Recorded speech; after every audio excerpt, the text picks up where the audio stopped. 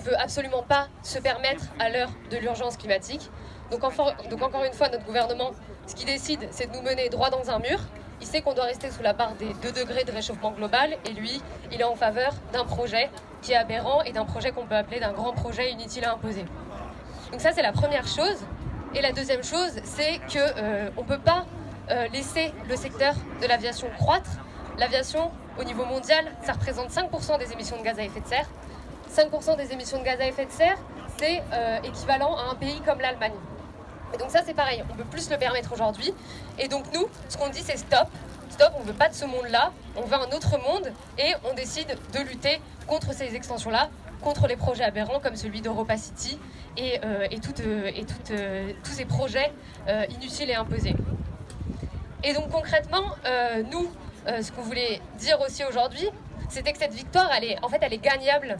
Aujourd'hui, on a la possibilité de gagner cette bataille, comme on a gagné la bataille contre EuropaCity, comme vous l'avez gagné quand vous vous êtes opposé et que vous avez occupé le terrain.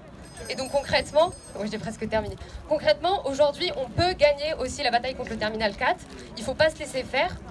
Et gagner la bataille contre le Terminal 4, en fait, le T4, c'est l'emblème et c'est la partie émergée de l'iceberg, en fait. Il y a plein d'autres extensions d'aéroports partout sur le territoire et on peut pas se laisser faire. Donc aujourd'hui, si on gagne cette bataille, on en gagnera plein d'autres.